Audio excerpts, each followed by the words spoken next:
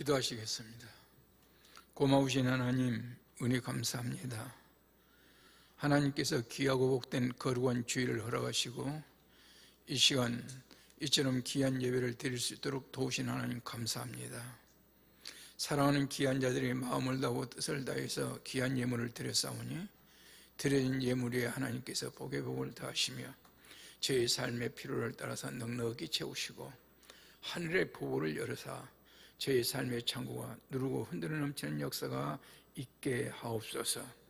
이로 인하여 이 재물이 쓰여지는 것보다 하나님의 영광과 존귀가 드러나고 허락하신 이 양문교회가 부흥하는 일에 크게 쓰임받을 수 있도록 은혜를 베풀어 주시옵소서. 우리 주 예수 그리스도 이름으로 기도합나이다. 아멘. 할렐루야. 하나님께서 여러분 사랑하십니다. 서로 인사합시다. 옆 사람하고 하나님께서 당신을 사랑하십니다.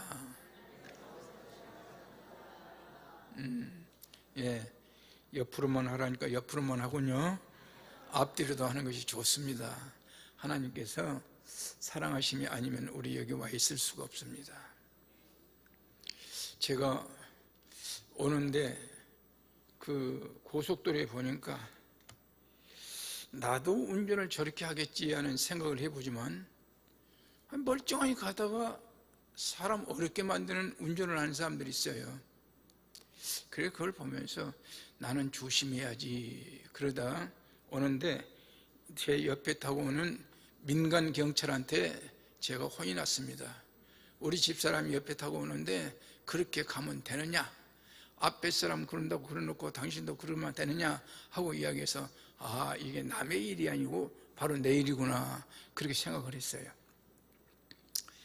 이제 여러분들이 정말 기대하고 고대하던 어떤 후임 목사님이 결정됐어요. 우리 박현성 목사님이 담임 목사님으로 결정이 됐습니다. 그런데 결정되는 것이 중요한 게 아니고요, 그분을 여러분들이 담임 목사님을 잘 섬겨야 될 줄로 믿습니다. 저희 본동에 가면은요, 서울 본동에 가면은 아주 귀한 그 교회가 하나 있는데 이 교회를 어느 목사님이 설립을 해가지고 정말 나름대로 애쓰고 수고해서 교회도 괜찮게 지어놨어요. 이제 연세가 되니까 은퇴를 하셔야 되는데 누구를 그러면 모셔올 거냐 하고 이야기하다가 결국은 당에서 결정하기를 목사님의 아들이 적합하다. 그 목사님이 지금 어디서 젊은 목사인데 목회라고 했는데 그 목사님을 모셔오자 그렇게 이야기했단 말이에요. 그래 담임 목사님이 가만히 생각해 보니까 아니야, 우리 아들이 와가지고는 목회를 못할 것 같아. 왜 그러냐 그러면은요, 조금만 했을 때부터 깨벗고 다니면 고추 만져보자고 하는 사람들도 거기 있고 말이에요. 별 사람이 다 있는데 그게 목사가 돼가지고 왔으니 목회를 제대로 하겠느냐. 그래서 우리 아들은 안 될 것 같습니다. 그러니까 후임 목사 결정하는 것은 우리가 결정할 거니까 목사님 우리한테 맡겨주세요. 그렇게 해서 그 담임 목사님한테, 목사님 아들한테 가가지고 장로들이 우리 교회로 오십시오 하고 청빙을 했더니 이분이 한마디로 해서 못 갑니다. 왜 못 옵니까? 그러니까 제가 가면은 어렸을 때 내 이름 부르고 그러던 분들이 똑같이 이름 부르고 그럴 건데 내가 가가지고 어떻게 거기서 목회를 합니까? 못 합니다. 못 합니다. 그래서 가만히 생각해보면 그럴 것 같단 말이에요. 그래서 와가지고 장로들을 전부 모여가지고 그 이야기를 했더니 무슨 소리 하냐? 그분이 우리 담임 목사님이신데 그 담임 목사님이 오시면 담임 목사님에 대한 대접을 해야지 우리가 옛날처럼 애들 다루듯이 그렇게 하면 되겠느냐? 우리는 절대로 안 한다고 다시 말씀드리자 해가지고 가서 이야기했더니 그러면 한 가지 조건이 있습니다. 뭐냐? 제가요 가서 5년 동안 아주 혼신을 다해서 제가 목회를 하겠습니다. 그런데 5년을 하고 난 후에 우리 당회원들이나 교인들이 볼 때에 이건 아닌데 그러면은요 살짝 눈치만 한번 주세요. 그러면 제가 바람처럼 사라지겠습니다. 그래서 그분을 모셔왔어요. 모셔왔는데 원로 목사님이 계실 때는 나이가 많아서 그런지 어쩐지 몰라도 젊은이들은 안 오고 그냥 노인 양반들만 거기 앉아 있는 거예요. 그런데 젊은 목사가 오니까 어느 날부터 젊은이들이 꾸역꾸역 모여들기 시작합니다. 그래서 교회가 엄청나게 부흥됐어요. 그런데 이 3년이 되고 4년째 될 때는요 교회를 새로 지어야 되는데 교회를 어떻게 새로 지을까? 아무리 생각해봐도 방법이 안 돼. 그런데 목사님이 아버지 목사가 지어놓은 교회가 지금으로 이야기하면 한 200명 정도 들어갈 정도 교회가 된 모양이죠. 그러니까 이걸 뜯어내고 지차니 이 장로들이 다 헌금해가지고 지어놓은, 우리 성도들이 헌금해가지고 지어놓은 그런 교회인데 뜻자 소리도 못하고 안 뜯고 지차니 이건 어디다 지을 데가 없고, 그러니까 하나의 방법을 생각해가지고 거기 언덕인데 밑에다가 굴을 파고 들어갑니다. 지금 교회에 그대로 놔두고 밑에 굴을 파고 들어가기 시작한 거예요. 가만히 보니까 장로들이 기가 막힌 일이에요 지금. 그래서 하루는 방해를 하다가 당회장님, 아무래도 우리 목사님께서 목회 연륜이 좀 짧으시고 그래서 성경에 있는 것을 말씀을 하시는데 너무 좋은데 실제 한번 가서 보시고 오는 것이 어떻습니까? 홍해가 갈라졌다는데 홍해가 어떻게 생겼는데 그 홍해가 갈라졌는지, 예루살렘 성이 어떻게 생겼는지 눈으로 보고 설교를 하셔야지 그냥 듣고만 해가지고는 안 되지 않습니까? 그러니까 성지순례를 좀 다녀오십시오. 그래서 등 떠밀어서 3개월 동안 여행 경비를 들여가지고 성지순례를 보냈어요. 그랬더니 3개월이 다 끝나가지고 돌아오려고 하는데 연락이 왔는데 1개월만 더 있다 오십시오. 1개월 이후에 와가지고 4개월째 된 날 와서 보니까 자기 아버지와 장로들이 지었던 교회는 어디로 간데온 데가 없고, 자기가 파가지고 기초 들어갔던 그 위에 교회가 이거 5층으로 딱 올라와 있는 거예요 지금. 예? 그렇게 기초를 잡아놓은 거예요.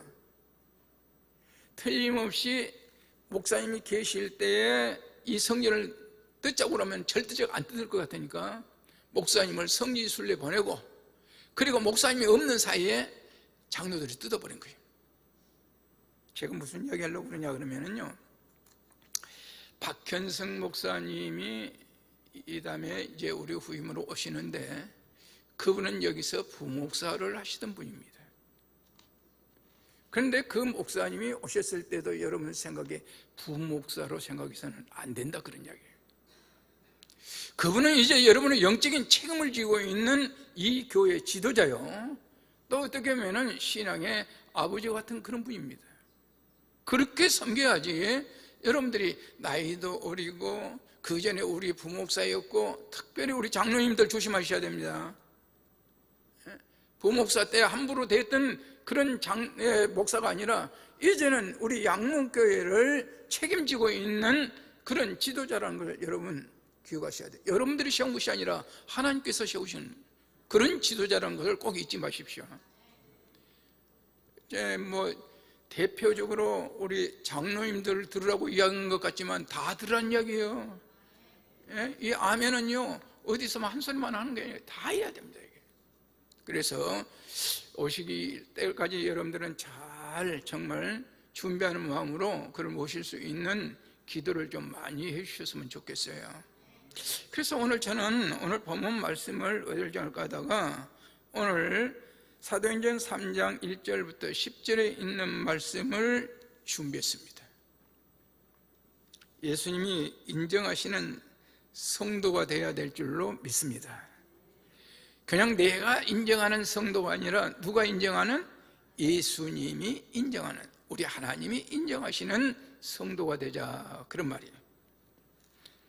나는 어떤 유형의 성도라고 생각하십니까? 여러분들은 나는 과연 어떤 성도일까? 오늘 본문을 자세히 들여다보면 4가지 유형의 성도의 모습을 찾아볼 수 있습니다. 오늘날 우리 사회에도 예외는 아니에요. 이 말씀이 우리 자신을 볼 수 있는 영적인 좋은 거울이 되기를 축원합니다. 첫째는 어떤 사람이냐? 안진뱅이가 있어요. 안진뱅이가 나옵니다. 이 세상에서 가장 불행한 사람들이 있습니다. 나는 그 중에서도 누가 할까? 안진뱅이가 있는가? 그런 생각을 해보는 것이죠. 왜냐하면 안진뱅이로 살아가기 때문에 지금까지도 남의 도움으로 살아왔지만은 앞으로도 남의 도움이 없으면 살아갈 수 없는 사람이 곧 안진뱅이입니다. 매사에 피동적으로 밖에 생활할 수 없어요. 자기 힘으로는 아무것도 할 수 없는 사람이 안진뱅이입니다.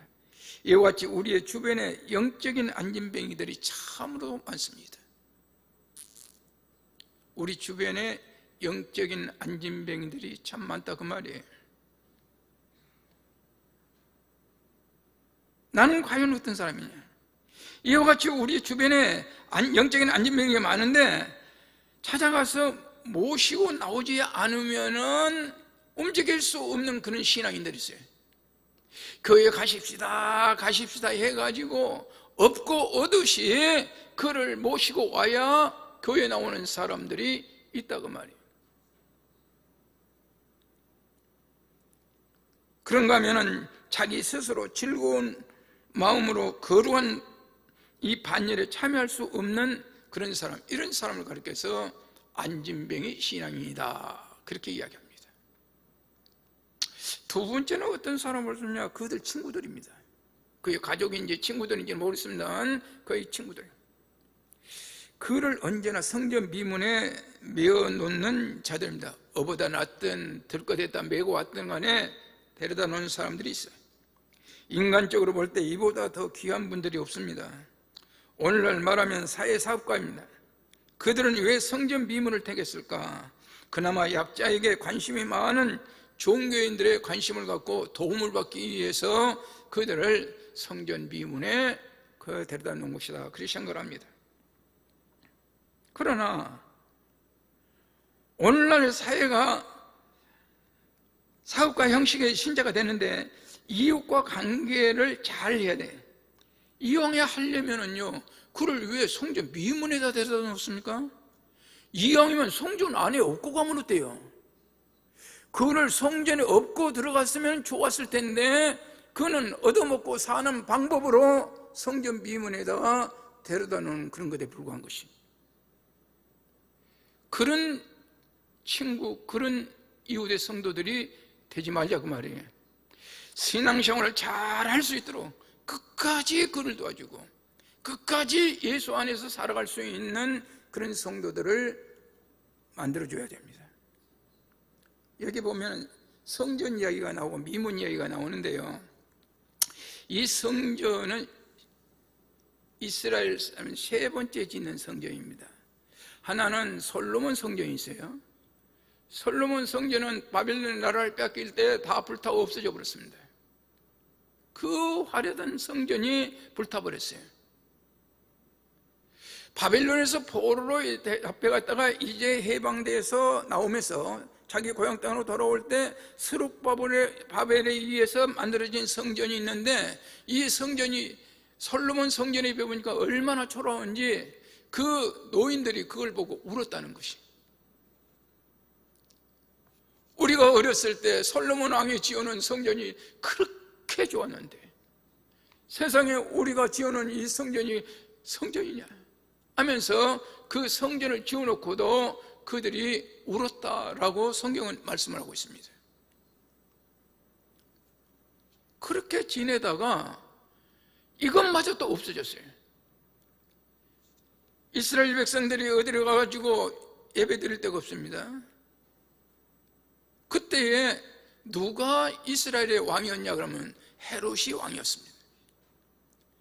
이 헤롯은 어떤 사람이냐 그러면은요, 이스라엘 백성들은 야곱의 후손들인데 헤롯 왕은 에서의 후손입니다. 그러니까 에서의 후손이 왕이 되다 보니까 야곱의 후손인 이스라엘 사람들이 말을 잘 안 들어. 통치를 하려니 통치가 잘 안 돼. 그러니까 어떻게 하면은 이 이스라엘 백성들을 말을 잘 듣게 할까 생각하다가 저들이 성전을 그렇게 중요하게 여기니까 성전을 내가 지어가지고 저희 마음을 좀 녹여놔야 되겠다. 그래서 로마 황제에게 이야기해가지고 어마어마한 땅을 받아가지고 거기다 성전을 짓기 시작한 것이 BC 20년에 그 성전을 짓기 시작했어요. 그래가지고 그 성전을 예수님이 오실 때도 성전이 지금 지어지고 있을 때입니다. 그 다음에 성전을 지으려면요, 성전을 중심으로 해서 출입문이 4개가 있는데, 동서남북에 있는데, 북쪽은 제사장들만 들락날락하는, 나머지는 일반 성도들이라는데, 일반 성도들이 정말로 기분 좋게 들어갈 수 있는 문을 하나 만들어야 되겠다 해가지고 문을 엄청나게 좋게 만들었습니다. 그리고 그 문에다가 금으로 갖다가 싹 발랐어요. 그러니까 그 금문이 바로 성전으로 들어가는 문이 된 것입니다. 사람들이요, 거기 들라던 그 기도하러 가는 사람들이 이왕이면은 어디로 들어가자? 저 좋은 문으로 들어가자, 금문으로 들어가자 해가지고 금문으로 들락날락하기 시작해. 그 문을 갖다 아름답다게 해가지고 미문이라 이름을 그렇게 붙였습니다. 사람들이 가장 많이 다니는 곳이기 때문에 그곳에 가서 동냥을 하면은 그래도 한 푼이라도 더 받을 것 같으니까 거기 가가지고 같이 구걸을 했어요. 세 번째는 오늘 성경에 보면 어떤 사람이에요? 종교 지도자들이에요. 대제사장과 성전 맡은 자들입니다. 그리고 거룩하게 구별되게 사는 바리새인들이에요. 또한 사회적으로 존경받는 사두개인들입니다. 그러나 이들에게는 생명이 없는, 실상은 죽은 자들이다, 그렇게 볼 수가 있습니다. 이 땅 위에 생명 없이 죽은 종교인들이 많습니다.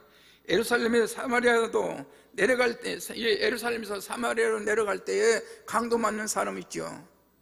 그런데 제사장이 지나가다가 뭐라고 이야기하지요? 오늘은 거룩한 주일이니까 너를 내가 어떻게 할 수가 없다, 그냥 지나갑니다. 유대인들도 가니까 오늘은 거룩한 주일이니까 어떻게 할 수 없다, 지나갑니다. 그런데 정말 천시받고 죄인 취급을 당하고 있는 사마리아인이 그를 도와줬다, 그런 이야기예요. 오늘 양문교회 성도 여러분, 우리 모두가 너무 종교적으로 치우치지 마시기 바랍니다. 우리 속에 누가 있어야 되냐? 예수 그리스도의 사랑이 있어야 돼요. 예수 그리스도의 사랑이 없으면은 천없이 여러분들이 좋은 옷을 입고 여기 가서 거룩한 척해도 그것은 예수님과는 상관없는 사람들입니다. 내 옷이 비록 낮고 천할지라도, 남들이 나를 어떻게 볼지라도 내 속에 뜨거운 예수 그리스도의 사랑이 있어야 되는 줄로 믿으시기 바랍니다. 마지막으로 예수의 이름을 증거하는 사도들이 있어요. 이들은 예수를 만난 자들입니다. 예수 십자가와 부활한 예수 생명을 믿는 그런 무리들이에요. 이들은 어디를 가든지 예수 생명을 증가하여 죽은 자를 살려내는 그런 일을 하는 사람이 곧 제자들입니다. 불필요한 수고를 거치게 하며 외식적인 종교인을 책망하고 예수 안에 기쁨을 나누는 종들, 그러면 이들의 믿음은 어떤가? 이와 같은 사도들의 믿음은 어떤가를 오늘 말씀을 통해서 한번 생각해 보겠어요. 제 9시의 시간에 성전으로 기도하러 올라갔다, 성경은 그렇게 이야기하고 있습니다. 제 9시 시간. 제가 이 설교를 준비하다가요, 나도 가만히 생각해 봤어요. 9시 시간이면 우리나라 시간으로 하면은요, 유대인들은 9시라고 이야기하지만은 우리나라 시간으로 따지면은 오후 3시입니다. 오후 3시. 그러니까 그때만 해도 이 통일이 안 됐어요. 통일이 안 돼가지고 각자 나라마다 달도 다르고 날도 다르고 시간도 다르고 다 달라요 지금. 이걸 생각하니까 내가 어렸을 때 생각해. 제가 어렸을 때요, 서기는 별로 중요하지 않았어요. 단기 몇 년이 중요했지 서기가 몇 년이 그렇게 중요하지 않았어요. 그리고 설날이 돌아와도 음력설이 중요한 것이지 양력설은 전혀 그건 설이 아니에요, 우리는. 그리고 우리나라가 하루가 시작되는데 언제부터 시작되냐? 첫 달이 꺾여 하고 올 때 먼동이 틀 때부터 시작해서 그 다음날 먼동이 틀 때까지가 하루야. 그런데 이스라엘 사람들은 그렇지 않아. 해가 질 때부터 하루가 시작돼가지고 그 다음날 해가 질 때가 또 하루가 지나간 것이. 이와 같이 각기 다른 제9시에 지금 기도하러 올라갔다 그렇게 이야기하고 있어요. 이 시간은 우리 시간은 오늘 3시인데 이 시간 하루 중 가장 아주 어중간한 시간입니다. 지금 일을 시작하는 시간이고 아니면 그 시간에 일을 시작해서는 안 돼요. 아니 곧 일과가 끝나는데 그때 가서 무슨 일을 하겠습니까? 그러자니 또 일을 한참 하고 있는데 일을 그때 맞출 수도 없는 그런 시간이에요. 아주 중요한 시간입니다. 그런데 이런 시간에 시간을 내서 작정하고 하나님 앞에 기도하러 갔다 오는 것은 이건 보통 작심하지 않고는 안 됩니다. 이스라엘 백성들은 하루에 3번 기도합니다. 3시에, 6시에, 9시에, 여기다가 6시간을 보태면 3시는 9시에, 아니 또 6시는 12시, 9시는 오후 3시. 그런데 오후 3시에 갔다는 것은 정말 일을 하다가라도 그만두고 기도하러 갔다 그런 시간이에요. 이럴 때 성전에 올라간 것이.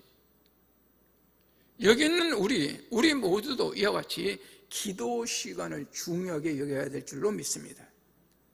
내가 하는 기도는 그냥 나를 좋아서 하는 게 아니에요. 이것은 하나님의 명령일 뿐만 아니라 하나님과의 약속이고 또 이것이 하나님께서 복받는 복의 줄기입니다. 이게 줄. 여러분 집에서 수도꼭지 탁 틀면 물이 뽕뽕뽕 나오지요? 수도관 때문에 나온 거예요. 저수지 때문에 물이 나온 것이 아니고 수도관 때문에 물이 나온 것입니다. 이와 같이 하나님과 우리 사이에 엮여져 있는 이 모든 문제들은 하나님과 나 사이에 통로가 있는데 이 통로를 만들어준 게 누구냐? 기도다 그 말이에요. 이와 같이 정시 기도가 중요합니다. 기도는 영적인 호흡이에요. 그래서 바울은 쉬지 말고 기도하라, 무시로 성령 안에서 기도하라 그렇게 명령했어요. 그러나 행사에 무시로 기도할 수 있는 사람은 잠시 기도에 훈련이 된 자라야, 항시 기도에 훈련이 된 자라야 하는 것이지 아무나 할 수 있는 것이 아닙니다. 여러분 중에 특수한 선교단체나 기관에서 훈련을 받아보신 분들이 있을 거예요. 그래서 기도의 훈련을 받은 분들이 계실 텐데, 내가 일정한 기한 동안에 나의 시적인 사적인 모든 것을 단절하고 하나님께 엎드려 기도를 드린다는 것이 얼마나 어렵습니까?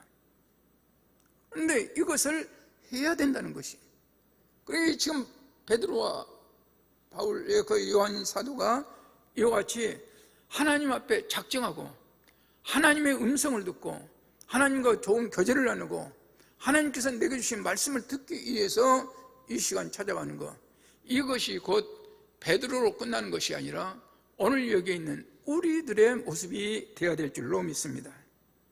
결단은 깨닫는 순간부터 하는 것이, 모든 일에 적절한 기회가 있습니다.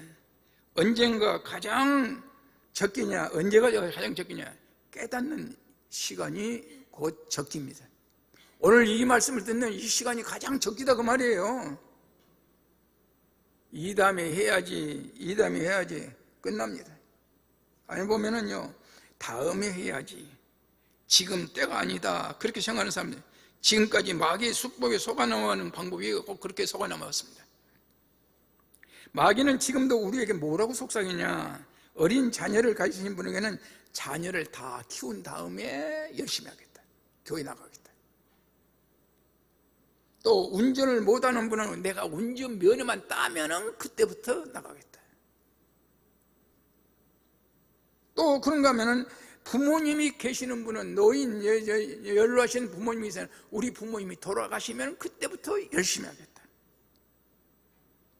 이런 사람들은요, 이런 사람들 뒤통수에는 누가 꼭 따라다니냐? 마귀가 따라다니냐. 사단이 따라다니면서 그렇게 속삭인 거예요. 야, 지금 안 해도 돼. 언제 하면 된다고요? 내가 지금 생각하고 너 그거 해결하면은 그때 해도 늦지 않잖아? 그래서 하루는 마귀들이 회의를 했습니다.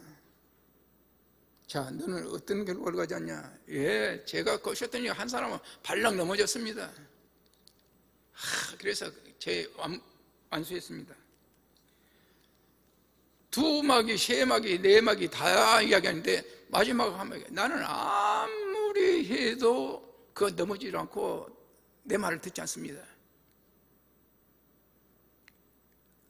그랬더니 난리 많은 마귀가 그 마귀에게 하는 이야기가, 그래, 그놈은 틀림없이 안 넘어질 거야. 그러니까 거기 가서 속삭여라. 야, 오늘만 날이냐? 내일도 날인데, 이놈아 이제까지 그렇게 했는데 오늘 좀 쉰다 해가지고 내일 하면 또 되는 것이지 하면서 속삭여봐라. 그러면 틀림없이 네 말 들을 거다. 와서 했더니 달랑 넘어져 버린 것이. 여기에도 보면요, 신앙생활하는데 열심히 하다가 누가 와서 옆에서 엉뚱한 소리를 하면은 거기에 귀를 기울여가지고 내가 하고 있는 신앙생활에 무너져 버린 사람들이 너무나도 많아요. 여러분, 정말 내 속에 하고자 하는 일을 약간이라도 이상스럽게 하면 이건 마귀의 속삭임이라고 생각하시면 됩니다. 예? 마귀의 속삭임이라고 생각하면, 마귀는 언제나요 아주 흉하기를 우리들 보는데 욱박질러도 안 되고 조패도 안 되고 망하게도 안 되는 사람이 있으면은 이런 식으로 해가지고 살살 달래가지고 우리를 넘어지게 한다고 말이에요. 그런데 마귀의 말에 속지 말아야 된다, 그런 이야기입니다. 그런가 하면 어려울 때일수록 여러분 엎드려 기도해야 됩니다. 어려울 때일수록 엎드려 기도하자. 오후 3시가 가장 어중간한 시간인데 뿐만 아니라 나의 사역을 위해서는 가장 소중하고 귀한 시간이에요. 이러한 때에 성전을 향해 나아가는 삶은 참으로 귀한 것입니다. 오늘날 우리의 삶 속에서 가장 바치기 어려운 시간, 그 시간이 언제입니까? 저는 새벽 시간이라고 생각합니다. 아까 새벽에 많이 나오십시오 그렇게 광고를 하던데 그렇습니다. 새벽 시간은 너무 빨라도 안 되고 너무 늦어도 안 됩니다. 그 시간에 딱 맞춰야 돼요. 빨리 나오면 교회 문 걸어지 않고 문 안 열어놨지요. 늦게 오면은 새벽 예배 끝나버렸죠. 그러니까 시간을 맞춰 나오기가 참 어렵습니다. 사랑하는 성도 여러분, 그것이 어디 새벽 예배만 그렇겠냐 그 말씀이에요. 이같이 우리가 하루 종일 이 시간이 가장 하나님을 만나기 좋은 시간이라고 자신을 돌아보는 귀한 시간에 하나님 앞에 드릴 수 있는 여러분들이 되시기를 바랍니다. 그런가 하면은 결단은 깨닫는 순간부터 하는 것입니다. 모든 일에 적절한 기회가 있습니다. 언제 가장 하냐, 이런 때예요. 또 두 번째는 우리를 보라고 명령을 했어요. 사도들이 올라가다가 한 푼 주세요 라고 하니까 이 사도들이 그 거지를 향해서 우리를 보라 그렇게 이야기하죠. 어제도 봤어요. 그제도 봤다니까요. 지금 그 사람 매일처럼 거기 와 있으니까 봅니다. 그런데 우리를 보라고 할 때에 그러면 베드로와 요한의 호주머니에 돈이 좀 있냐? 무일푼이에요. 돈 없어요. 없습니다. 본문 4절에 보니까 베드로가 요한으로 더불어 주모가여 가로되 우리를 보라 할. 베드로와 요한에게 구걸하는 안진뱅이는 베드로는 우리가 보라는 그 말을, 베드로가 우리를 보라는 그 말을 듣고 무엇을 얻을까? 저들에게 얼마나 얻을까라고 그들을 바라보기 시작했습니다. 이 말은 뭐거든요?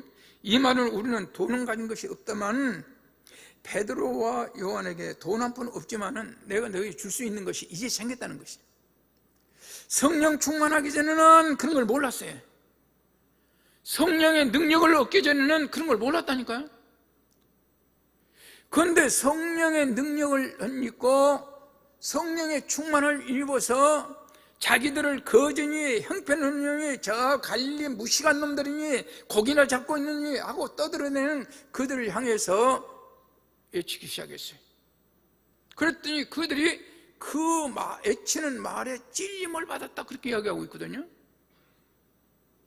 오늘 여기도 제가 이 말씀을 전하는데 말씀을 제대로 듣고 있는 분이 있고 제대로 못 듣고 있는 분이 있을 거예요.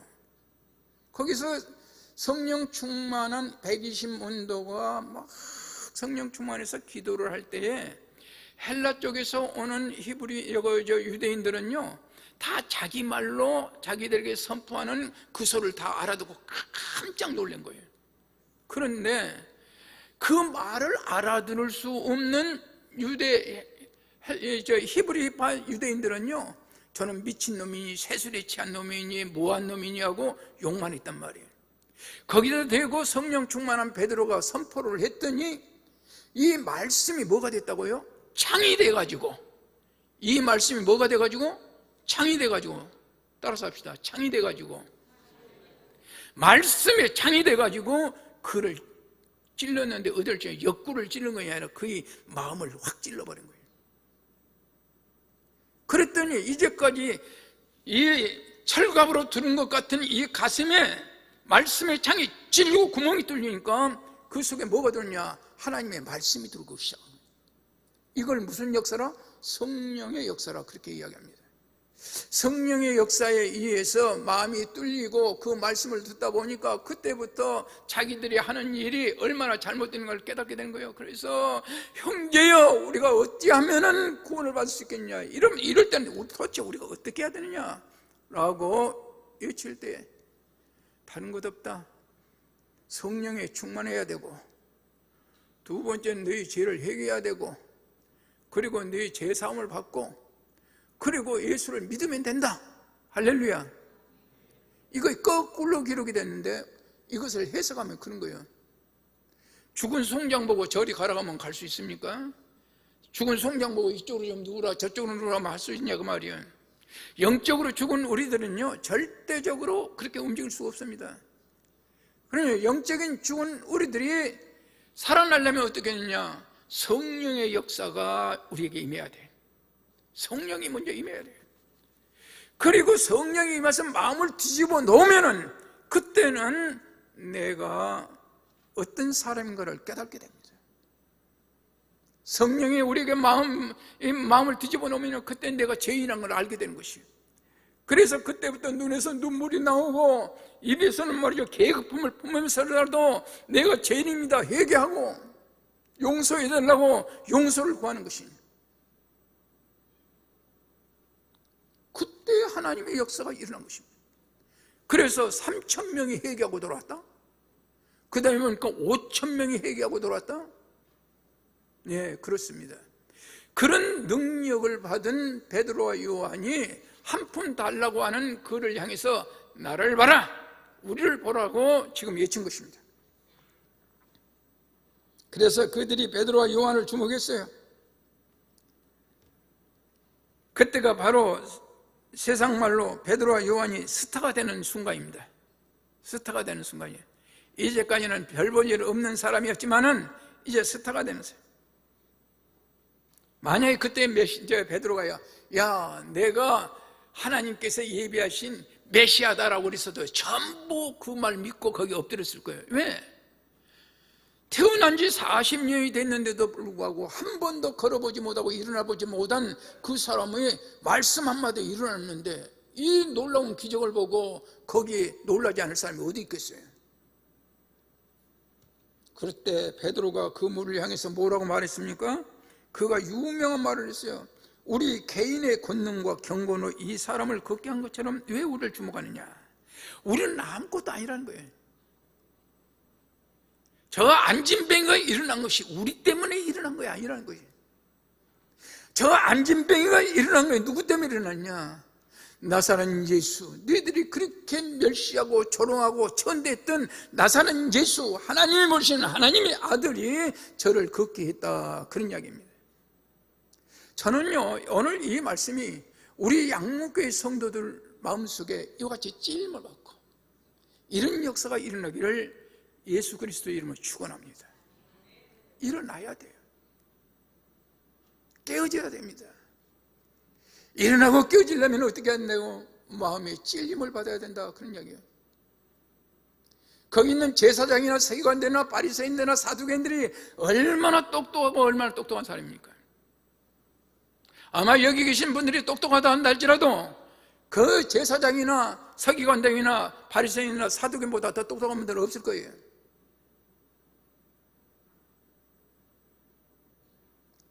그런데 그 가슴에 뭐가 있다고요?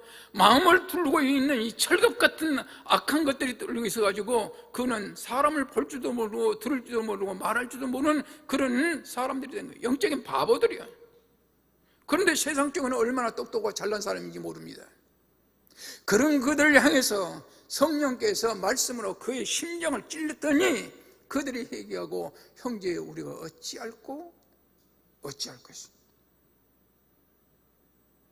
하나님이 주신 축복을 망각하고 허영심과 명예욕 때문에 무너진 인생이 우리 주변에도 많습니다.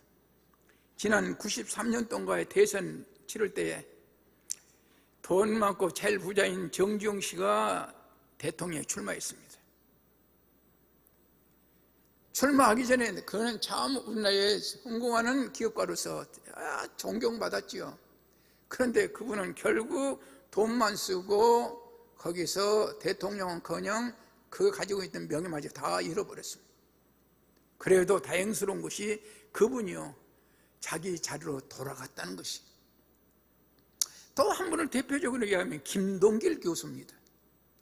김동길 교수는요, 지적인 면에서 학문적으로 정말 누구에게 뒤지지 않는 우리나라에서 손꼽히는 그러한 지성인입니다.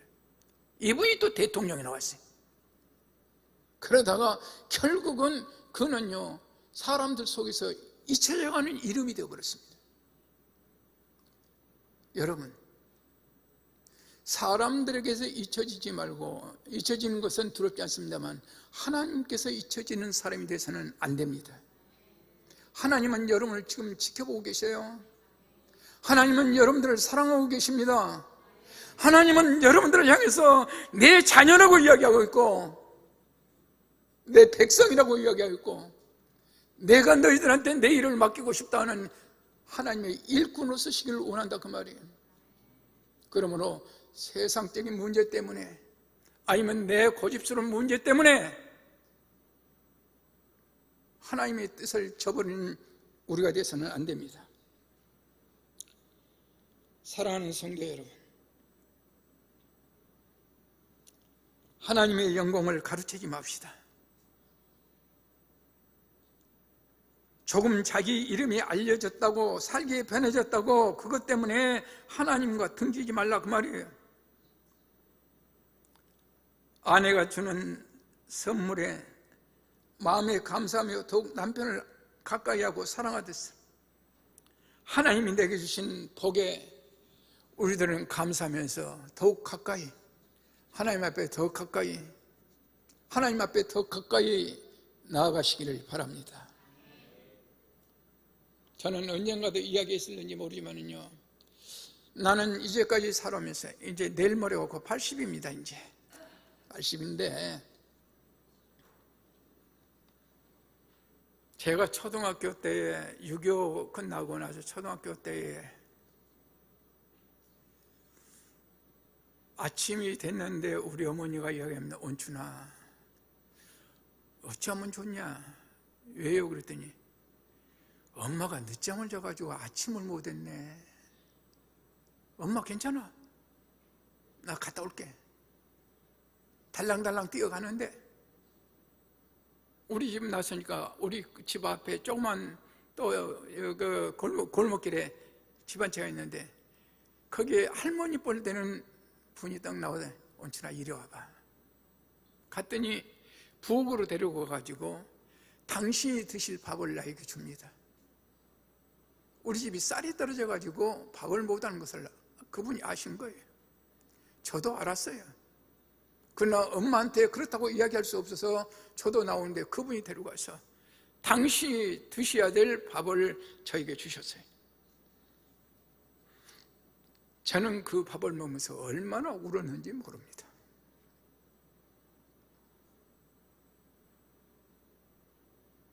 나오면서 학교 갈 때까지 얼마나 울었는지 모릅니다. 고맙습니다. 고맙습니다. 잊지 않겠습니다. 말만 그렇게 했지 그분에 대해서 해드린 게 아무것도 없어요. 어떤 사람이 누군가에게 작은 것이라도 그렇게 베풀어줄 때 잊어버리지 못하거늘 하나님께서 내 생명을 살리셨지 않습니까? 하나님께서 우리 양육교회 성도 여러분들을 살리셨잖아요. 그런데 우리가 무엇을 용서를 못하고 우리가 무엇을 이해하지 못할 수가 있겠습니까? 여러분, 혹시 여러분의 마음속에 응어리진 거 있으면 푸십시오.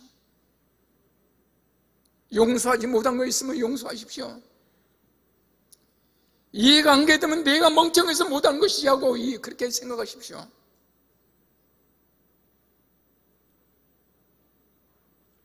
오늘 또 우리들 삶을 지켜보고 계신 분이 계십니다. 곧 하나님이십니다.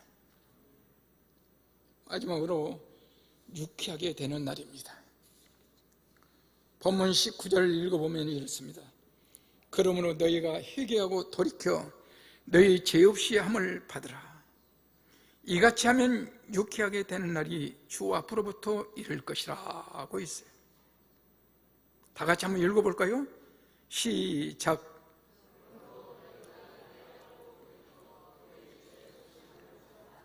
이같이 하면 유쾌하게 되는 날이 주 앞으로부터 이를 것이요. 아멘. 모든 인생이 유쾌하게 살기를 원합니다. 행복은 모든 인생의 소망이에요. 그러나 정작 행복을 누리고 사는 인생은 그리 많지 않습니다. 이 행복이 어디로부터 온다고 생각하십니까? 세상의 물질입니까? 세상의 권력입니까? 명예입니까? 제가 오늘 그랬나요? 지난주에 그랬나요?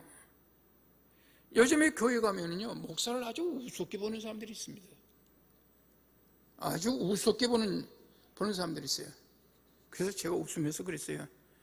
여러분, 목사가 되려면요, 거꾸로 돼도 대학원은 나와야 됩니다. 학벌로 이야기하면 대학원은 나와야 된다니까요. 여기 대학원 나오신 분 있어요? 몇 분이나 됩니까? 뭘 가지고 우습게 봅니까? 주의 일을 하다가 먹을 것이 없다고 해서 우습게 봅니까? 주의 일을 하다가 돈이 없어서 옷이 거지처럼 생겼다고 해가지고 우습게 봅니까? 아니잖아요. 누군가 누구를 귀하게 여길 때 그 귀함이 여김이 상대를 귀하게 여기지는 게 아니라 자기 자신이 귀하게 여김을 받게 되는 사실을 여러분 꼭 기억하시기 바랍니다. 모든 인생이 유쾌하게 살기를 원하요. 행복은 모든 인생의 소망이에요. 그러나 정작 행복을 누리고 사는 그리 많잖아요. 이 행복이 어디로부터냐? 곧 예수 그리스도로부터 온다는 사실입니다. 예수님으로부터 오는 것이에요. 그런데 그들이 예수 그리스도를 못 받고 하나님과 등진 삶을 살고 있으니 행복한 삶을 살 수가 있겠냐 그 말이에요. 오늘날도 예수님을 십자가에 못 박는 사람이 너무 많습니다. 예수님이 끝내는 다 이루었다 하시면서 주여 저들이 하는 짓을 모르고니 용서해달라고 했지 않습니까? 어떻게 못 박은 사람을 용서해달라고 이야기할 수 있어요? 어떻게 창을 들고 옆구리를 찔러버린 사람을 보고 용서해달라고 이야기할 수 있겠습니까? 그럼에도 예수님은 말씀하셨어요. 용서하라고요. 용서해달라고 기도했습니다. 여러분 혹시라도 용서 못할 분 있으면 용서하십시오. 누군가의 용서를 받을 수 있으면 찾아가서 용서를 비십시오. 그래서 우리 모두 우리 사이에 막혀있는 것들이 없어야 될 줄로 믿습니다. 그래서 기독교의 출발은 죄에서 출발하는 것입니다. 죄 문제의 청산이 없이는 하나님께 나아갈 수가 없고 하나님을 만나지 않고는 인간에게 참 평안이 없기 때문에 그렇습니다. 그래서 회개하고 돌아가야 합니다. 이것이 인간의 삶의 가장 우선순위에 일어나야 할 일이에요. 회개하지 않고는 안 됩니다. 용서하지 않고는 안 됩니다. 용서하지 않고는 안 됩니다. 따라서 합시다. 용서하지 않고는 안 됩니다. 용서해야 돼요. 그가 나를 옆구리에 창으로 찔렀다 할지라도 용서해달라는 주님처럼 우리는 용서해야 됩니다. 스데반 집사는 돌에 맞아 죽었습니다. 돌에 맞아 죽으면서도 하나님 앞에 기도했어요. 하나님, 저들을 용서하여 주시옵소서. 여러분들이 지금 누구한테 돌 맞아 죽었습니까? 창에 찔렸냐 그 말씀이에요. 그렇지 않다면 다른 사람들은 다 몰라도 우리 양문교회 성도들만큼은 용서하는 자들이 되시기를 바랍니다. 그리고 경건한 생활을 지속해야 돼요. 우리가 살아가는 이 삶의 현장의 마귀는 언제나 우리에게 환경을 불평하게 하고 이웃을 미워하게 하고 하나님을 원망하게 만듭니다. 그래서 불쾌지수를 충만하게 만듭니다. 그러나 우리 하나님의 백성은 이러한 삶에서 돌아서서 경건한 삶으로 육회지수를 높여야 됩니다. 불쾌지수를 높이는 것이 아니라 육회지수를 높여야 될 줄로 믿습니다. 우리가 하나님 앞으로 나아가면 환경을 초월한 찬양과 기도와 경배가 나오게 됩니다. 바울을 옥중에서도 기도했어요. 바울은 억울한 일을 당해서 감옥에 갇혀 두들겨 맞고 이제는 초죽음이 될 정도가 됐는데도 불구하고 내가 이렇게 당함으로 누가 영광을 받으셨다? 우리 예수님이 영광을 받으셨다. 얼마나 좋은지 옥중에서 바울과 실라가 찬양하기 시작합니다. 하나님이 감동을 했어요. 저놈들이 저기 들어가서 나 때문에 지금 저 지경이 됐는데 원망한다 해도 내가 어찌할 바를 모르겠는데 저 상태에서 나를 찬양하다니 하나님이 감동을 했어요. 그래서 지진을 일으킵니다. 옥토가 움직이기 시작하고 착고가 풀리기 시작하고 옥문이 열려버리기 시작한 것이 그로 인하여 그 간수장이 회개하고 주님 앞으로 돌아온 역사가 일어났던 것을 우리는 봅니다. 용서합시다. 용서합시다. 그리고 경건한 생활을 지속하시기를 바랍니다. 사랑하는 성도 여러분, 나면서부터 안진병된 자를 예수 그리스도의 이름으로 일으켜 걷고 뛰게 하였어요.